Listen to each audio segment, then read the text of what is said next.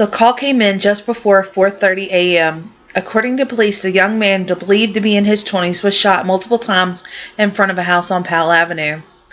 When tragedy comes to your neighborhood, imagine how you lose your sense of security. With this one murder, I now lay awake at night, like many in my neighborhood. A young man was killed out front of his mother's home less than 24 hours after a triple homicide not too far away, and a community and neighborhood are now broken. Let's take a look at what happened.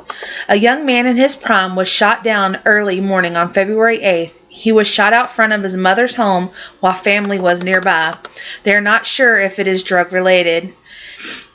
He leaves behind his family and children, all of whom mourn this very fun-loving guy. He is not the only homicide to happen that weekend.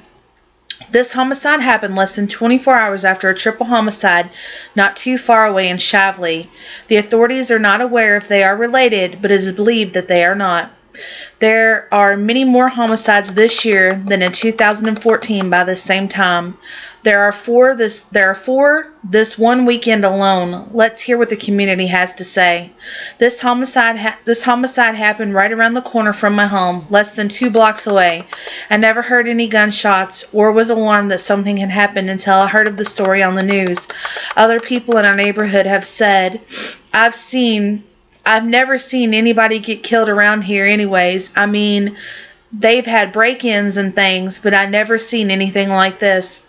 It leaves me to an uneasy feeling, something so tragic happening so close to my comfort zone.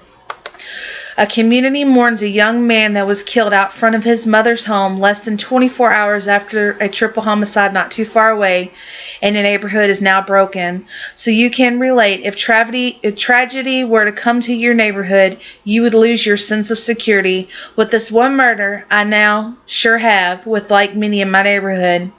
Let's be realistic but hopeful that it will be a long time before the next call comes in that someone was shot or gunned down anywhere in our city.